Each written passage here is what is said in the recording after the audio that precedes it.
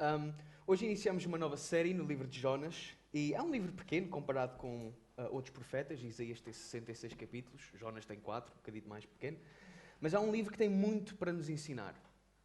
E antes de nos debruçarmos sobre o texto, eu vou ler a passagem e vou orar para que Deus, de facto, nos ajude a entender a palavra dele.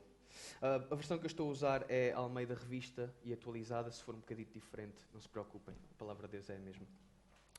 Então diz assim a palavra de Deus. Veio a palavra do Senhor a Jonas, filho de Amitai, dizendo: Dispõe-te, vai à grande cidade de Nínive e clama contra ela, porque a sua maldade subiu até mim. Jonas se dispôs, mas para fugir da presença do Senhor, para Tarsis, e tendo descido a Jope, achou um navio que ia para Tarsis. Pagou, pois, a sua passagem e embarcou nele, para ir com eles para Tarsis, para longe da presença do Senhor. Mas o Senhor lançou sobre o mar um forte vento, e fez no mar uma grande tempestade, e o navio estava a ponto de se despedaçar. Então os marinheiros, cheios de medo, clamavam cada um ao seu Deus e lançavam ao mar a carga que estava no navio, para o aliviarem do peso dela. Jonas, porém, havia descido ao porão e se deitado, e dormia profundamente. Chegou-se a ele o mestre do navio e lhe disse: Que se passa contigo? Agarrado no sono? Levanta-te, invoca o teu Deus. Talvez assim esse Deus se lembre de nós, para que não pereçamos. E diziam uns aos outros: Vinde e lancemos sortes, para que saibamos por causa de quem nos sobreveio este mal. E lançaram sortes, e a sorte caiu sobre Jonas. Então lhe disseram: Declara-nos agora por causa de quem nos sobreveio este mal. Que ocupação é a tua? De onde vens? Qual é a tua terra? E de que povo és tu? Ele lhes respondeu: Sou hebreu, e temo ao Senhor, o Deus do céu, que fez o mar e a terra. Então os homens ficaram possuídos de grande temor e lhe disseram: Que é isto que fizeste? Pois sabiam os homens que ele fugia da presença do Senhor, porque lhe o havia declarado. Disseram-lhe: Que te faremos para que o mar se nos acalme? Porque o mar se ia tornando cada vez mais tempestuoso. Respondeu-lhes: Tomai-me e lançai-me ao mar, e o mar se aquietará. Porque eu sei que por minha causa vos sobreveio esta grande tempestade. Entretanto, os homens remavam, esforçando-se por alcançar a terra, mas não podiam, porquanto o mar se ia tornando cada vez mais tempestuoso contra eles. Então clamaram ao Senhor e disseram: Senhor, rogamos-te que não pereçamos por causa da vida deste homem, e não faças cair sobre nós este sangue, quanto a nós inocente, porque tu, Senhor, fizeste como te aprouve. E levantaram a Jonas, e o lançaram ao mar, e cessou o mar da sua fúria. Temeram, pois, estes homens em extremo ao Senhor, e ofereceram sacrifícios ao Senhor e fizeram votos. Deparou o Senhor um grande peixe, para que tragasse a Jonas. E esteve Jonas 3 dias e 3 noites no ventre do peixe. Vamos orar. Obrigado, Pai, pela Tua palavra, que é verdadeira e que é clara. Mas pedimos agora, Pai, que pelo Espírito Santo nos ajudes a entendê-la. E oramos no nome do Senhor Jesus. Amém. Um dos meus jogos de sempre favoritos é o jogo de preferias, em que basicamente eu dou-vos duas opções e vocês têm que escolher uma delas. Vocês têm mesmo que escolher uma. Então, só para fazer um teste, vocês preferem comer carne ou peixe? Então, primeiro, carne. Quem é que prefere carne? Claro. Quem é que prefere peixe? É porque vocês ainda não comeram uma boa picanha, desculpem lá. Ok, pronto, o jogo é assim. Vamos fazer outro agora.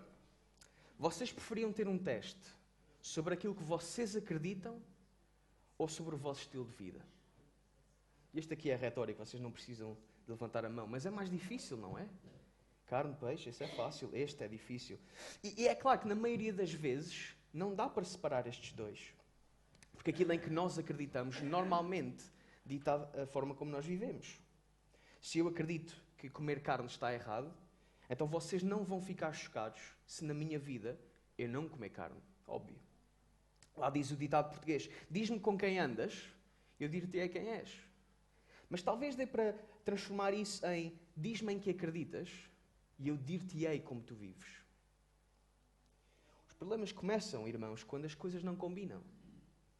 É fácil dizer que acreditamos em alguma coisa só da boca para fora, mas a Bíblia não nos dá essa opção. Pensem, por exemplo, primeira carta de João, no Novo Testamento.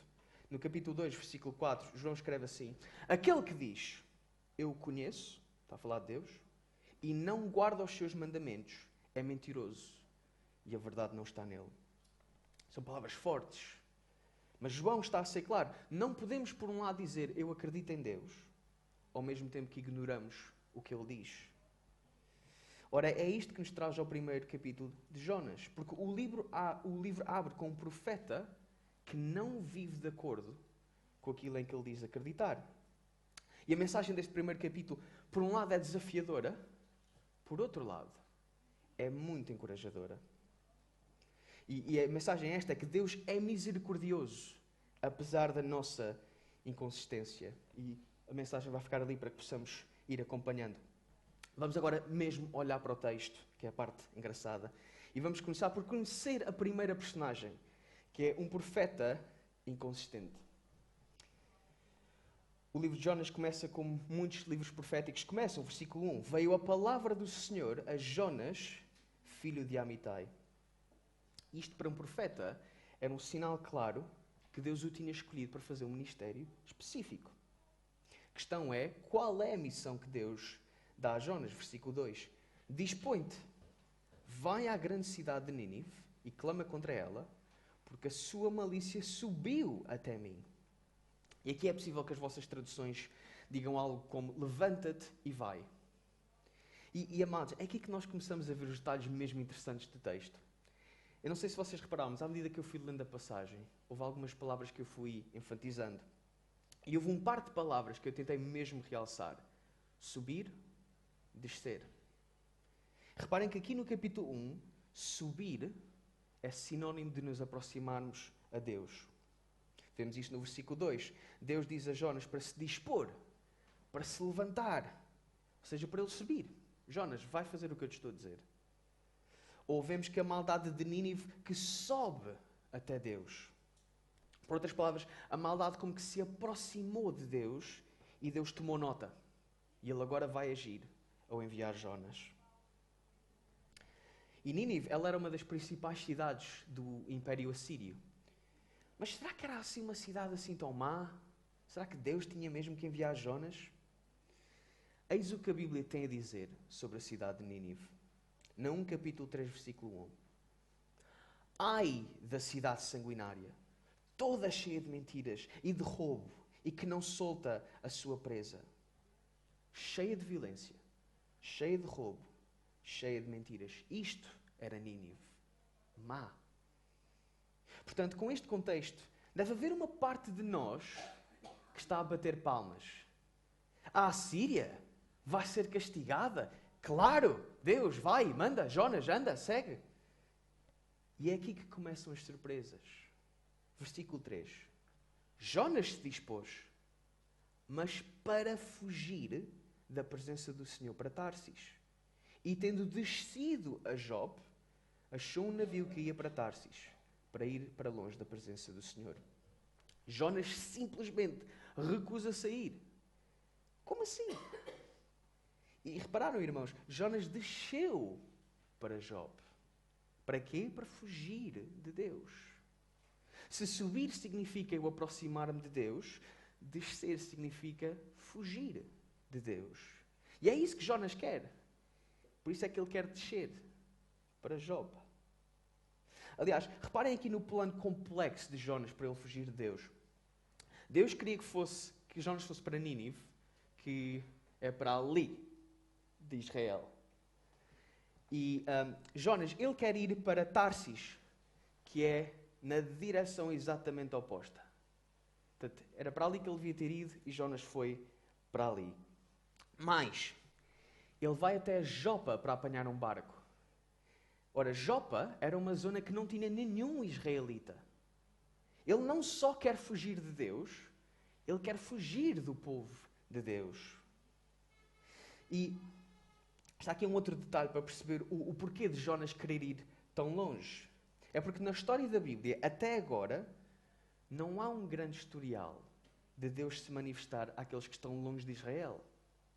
Ou seja, Jonas está a pensar assim, se eu for para longe o suficiente, então Deus não me vai chatear. Ele vai me deixar estar em paz. Mais adiante vamos ver que esse raciocínio por parte de Jonas não faz sentido nenhum. Mas amigos, eis a pergunta mágica. Porquê é que Jonas se recusa a ir? Eu penso que os capítulos mais tarde vão-nos dar uma resposta mais concreta. Mas ajuda se nós entendermos quem é que Jonas era. A verdade é que esta não é a primeira vez que Jonas aparece na Bíblia. E este profeta Jonas aparece no segundo livro dos Reis, no capítulo 14. Ele começou o seu ministério durante o reinado de um rei chamado Jeroboão II. Isto foi já depois de Israel se ter separado do reino do norte e do sul. E nessa altura o reino do norte estava a pecar contra Deus. Mas ainda assim, Deus permitiu que o reino do norte conquistasse mais território. Porque Ele é gracioso com o seu povo. Ora, vocês coloquem-se no lugar de Jonas. Vocês são um profeta israelita a dizer ao povo: Deus vai-nos dar mais território. Ele vai-nos dar vitória contra os nossos inimigos. E depois Deus diz: Jonas, sai de Israel e vai para Nínive, sabes? Para a terra dos teus inimigos e vai lá fazer o teu ministério. E isso talvez nos ajude a entender a reação de Jonas. Mas a verdade é que não foi a reação certa, porque aqui temos um profeta que não quer profetizar. O profeta que não teve problemas em dizer: Deus vai-nos dar a vitória. É o mesmo profeta que agora pensa: eu não quero passar a mensagem de Deus. Então dá para começar a ver as inconsistências de Jonas. Ele só quer fazer o trabalho dele como profeta se for do agrado dele. Mas vamos ver no que dá a resistência de Jonas. No versículo 4, Jonas já está no barco. E talvez ele tenha respirado de alívio quando o barco se começou a afastar da costa. Ele começou a olhar: estou safo. Exceto que o Senhor lançou sobre o mar um vento forte e fez-se no mar uma grande tempestade e o navio estava a ponto de se despedaçar. O plano de Deus é enviar Jonas para Nínive. Por muito que Jonas lute contra isso, Deus vai cumprir o seu plano. Nem que ele tenha que enviar a maior tempestade de sempre. E se calhar estamos a pensar: não deve ter sido assim tão mau. Reparem que até os marinheiros tiveram medo. Notem, o trabalho deles é estar no mar. Eles estão habituados a tempestades. Mas esta foi tão má, que até os marinheiros estão: não quero, estou com medo. Aliás, o medo deles foi tanto que no versículo 5, cada um clamava ao seu Deus. Não só isso, eles estavam a correr de um lado para o outro, a tentar mandar a carga para fora do navio. E claro que Jonas está a ajudar, não é? Ele sabe que isto é culpa dele. Na verdade, versículo 5, Jonas, porém, havia descido ao porão e se deitado. E dormia profundamente. Portanto, imaginem a cena, lado a lado. No andar de cima: rápido, rápido, nós vamos todos morrer, vai, tira essas caixas para o mar. No andar de baixo: está um profeta a ressonar. Mas, irmãos, vocês repararam no que é que o autor escreveu? Que Jonas tinha descido. É claro que ele desceu, Rui. O porão do barco fica na parte de baixo. É óbvio. Mas vocês lembram-se? Subir e descer é mais do que simplesmente subir e descer. Jonas desceu para Jope, para fugir da presença do Senhor, e ele desce para o fundo do navio, porque ele não quer ter nada a ver com esta tempestade. A tempestade que Deus trouxe. Ele não quer ter nada a ver com Deus. E as coisas ficaram tão mal que o capitão do barco vem ter com Jonas para o acordar. Ele diz: levanta-te. Levanta-te. Invoca o teu Deus. Pode ser que ele nos impeça de morrer. É engraçado, não é? Que o capitão do navio quer que Jonas se levante, que ele suba. Para quê? Para ele orar. Para ele se aproximar ao seu Deus. Mas os marinheiros, eles decidem que vão encontrar o culpado. Por isso eles lançam sortes. Por outras palavras, eles estão a jogar como que na lotaria. Com a diferença, claro, que a Bíblia fala que Deus é que controla o resultado. Não é aleatório. Vemos isso, por exemplo, no livro de Provérbios, capítulo 16, versículo 33. A sorte se lança no regaço, mas do Senhor procede toda a decisão. Então, quem é que ganhou a lotaria? Versículo 7. A sorte caiu sobre Jonas. Jonas ganhou a lotaria. Na verdade, ele perdeu. Para aqueles que gostam de teatro, há momentos nas peças de teatro em que está muita gente no palco e depois as luzes apagam-se e alguém aponta um holofote para uma personagem que vai dizer uma deixa importante ou que vai começar a cantar uma música. Então o que Deus fez foi usar isto como um enorme holofote para Jonas. E agora Deus está a apontar o dedo e a dizer: está aqui o culpado. E os marinheiros, claro, eles ficaram em pânico. Porquê é que isto nos está a acontecer, Jonas? Qual é a tua profissão? De onde é que tu vens? Qual é o teu povo? E é aqui que chegou o fim da linha para Jonas. Não dá mais para esconder. Ele finalmente tem que dizer a verdade. Versículo 9. Eu sou um hebreu. Eu temo ao Senhor, o Deus do céu, que fez o mar e a terra. E diz-nos o versículo 10 que ele finalmente confessou: eu estou fugido, Senhor. E amados, é aqui que a inconsistência de Jonas vem ao de cima tão fortemente. Primeiro, reparem no que é que Jonas diz sobre Deus. Ele é o Deus do céu que criou o mar e a terra. Jonas, se Deus está no céu e Ele criou o mar e a terra, por que é que raio tu achaste que dava para fugir dele num barco? Mais importante ainda, Jonas disse: eu temo ao Senhor. Por outras palavras, ele serve, ele acredita no Deus de Israel. Espera lá, Jonas, tu não acabaste de dizer que estavas a fugir do Deus de Israel? A verdade é que Jonas é um profeta inconsistente. Ele não vive de acordo com aquilo que ele diz que acredita. Claro, ele acredita que Deus fez todas as coisas, mas ele acha que consegue fugir de Deus num barco. Ele diz servir o Deus de Israel, mas está a tentar fugir dele. Jonas é um profeta inconsistente. E por causa disso, ele pôs a si próprio numa situação de desastre. E, aliás, arrastou consigo próprio estes marinheiros. Mas no meio deste diálogo todo que eles estão a ter, a tempestade está a continuar. E toda a gente vai morrer. Quem é que será que os pode safar desta situação? Vamos conhecer a outra personagem da história, que é um Deus misericordioso. Agora que os marinheiros sabem quem é o culpado, o que é que eles vão fazer com Jonas? Que a tempestade está a ficar cada vez pior. Mas não se preocupem, Jonas tem o plano perfeito. Versículo 12. Vocês lancem-me ao mar. Vai tudo ficar bem. Porque eu sei que isto está a acontecer por minha causa. Imaginem que vocês são os marinheiros. Vocês têm um homem adulto à vossa frente, no meio de uma tempestade, a dizer: atirem borda fora. A não ser que vocês estejam a ter o pior dia da vossa vida, a vossa primeira reação não vai ser: claro, é para já. Não vai ser essa a reação. Então os marinheiros, eles tentam remar. Se calhar eles vão conseguir vencer a tempestade se eles se juntarem todos. Mas é claro que eles não vão conseguir. Porque isto é uma tempestade que foi enviada pelo Deus do céu, que criou o mar e a terra. Lembram-se? Portanto, só há uma solução.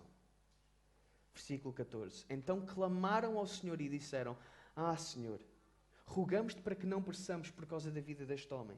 Não faças cair sobre nós este sangue, quanto a nós inocente, porque tu, Senhor, fizeste como te aprouve. E levantaram a Jonas e o lançaram ao mar. Este é o momento da verdade.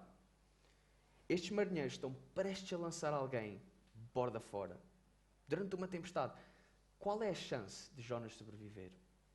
É baixa. Então estes marinheiros que estiveram a orar aos seus deuses, eles agora decidem orar ao Deus de Jonas. Não para que ele acabe com a tempestade, que era isso que eles queriam antes. Não, eles oram para que Deus seja misericordioso. Para que Ele não os castigue por causa do que eles estão prestes a fazer. Até porque, dizem eles, com razão, isto está a acontecer por causa de Deus. Mas pronto, lá pegam eles em Jonas e zumba, splash, e lá se foi Jonas. E o mar que estava furioso, e a chuva que estava a cair, e o barco que estava a abanar, de repente, calma, paz, tranquilidade. Lá diz o ditado, tudo está bem quando acaba bem. Mas é agora que vem a surpresa das surpresas. A cereja no topo do bolo, versículo 16. Temeram, pois, estes homens em extremo ao Senhor. E ofereceram sacrifícios ao Senhor e fizeram votos. Amigos, vejam quão bom é o nosso Deus. Jonas recusa-se a ir para Nínive para lhes falar sobre Deus. Ele põe-se num barco. Deus envia uma tempestade. Eles descobrem que é por causa de Jonas. Então ele é obrigado a falar sobre Deus aos marinheiros. E é através disto, e ironicamente, que Deus salva os marinheiros. Claro, ele salva-os da tempestade. Mais importante do que isso, Deus salva-os dos seus falsos deuses. E ele traz estes marinheiros até ao único Deus verdadeiro. O Deus que lhes pode dar vida eterna. Apesar da recusa de Jonas, Deus acabou por usá-lo para salvar as pessoas. É assim tão bom que é o nosso Deus. Mas reparem noutro pormenor importante. Temeram, pois, estes homens. Quem é que na passagem também temia ao Senhor? Jonas, o profeta de Deus. Aquele que tentou fugir. E é aqui que o autor de Jonas nos convida a fazer um contraste entre Jonas e os marinheiros. Ambos temeram a Deus, mas apenas um dos grupos foi consistente com isso. Jonas disse, eu acredito em Deus, e tentou fugir. Por outro lado, a grande surpresa são os marinheiros. Aqueles que antes adoravam outros deuses. No meio da inconsistência de Jonas, eles surgem como aqueles que são consistentes, aqueles que são fiéis, que temem verdadeiramente a Deus. Amados, esta passagem dá-nos estes dois exemplos e pergunta-nos: como é que tu vais temer a Deus? Como Jonas? Como os marinheiros? Porque a verdade é esta, é que nós somos mais como Jonas do que nós gostamos de admitir. Facilmente nós agimos de forma contrária à nossa fé. Eu acredito em Deus, mas eu não preciso de fazer tudo o que Ele diz. Eu gostava que os meus amigos acreditassem em Deus, mas eu não lhes quero dizer nada, porque eu não quero que eles achem que eu sou estranho. Eu sei que isso é. Nós somos como Jonas, inconsistentes. E tal como Jonas, Deus devia pegar em nós e lançar-nos borda fora. Mas a verdade é que Ele não faz isso. E essas são as boas notícias do Evangelho.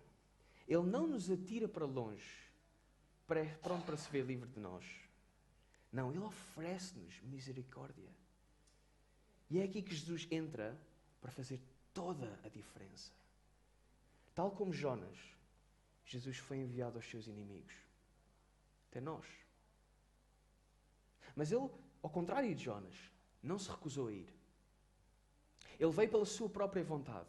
Ele caminhou para a cruz pelo seu próprio pé. Ninguém teve que o arrastar. É como se Jesus, Ele próprio, se tivesse oferecido para ser deitado borda fora como Jonas. É como se Ele tivesse dito ao Pai, atira-me a mim, salva-os a eles. E é isso que Jesus fez na cruz. Castiga-me a mim, tem misericórdia deles.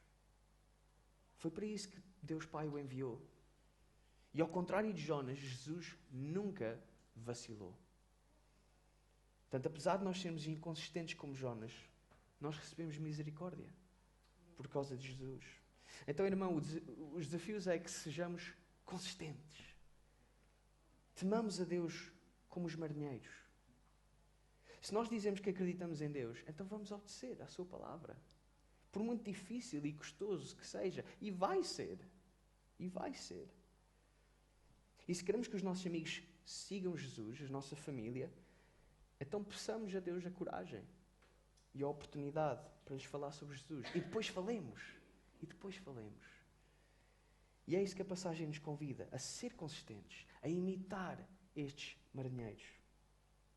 Fazendo isso, sabendo que, mesmo quando tivermos momentos como Jonas, momentos em que somos inconsistentes, Deus é misericordioso.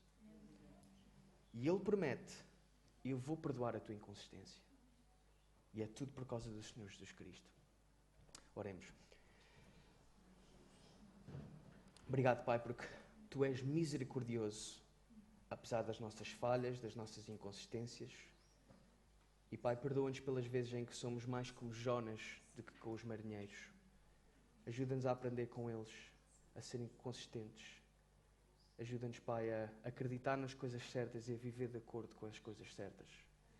Sabendo, Pai, que não é para nós termos nenhum mérito, mas é porque o Senhor Jesus já nos salvou. Então ajuda-nos a viver para Ele. No nome dele oramos. Amém.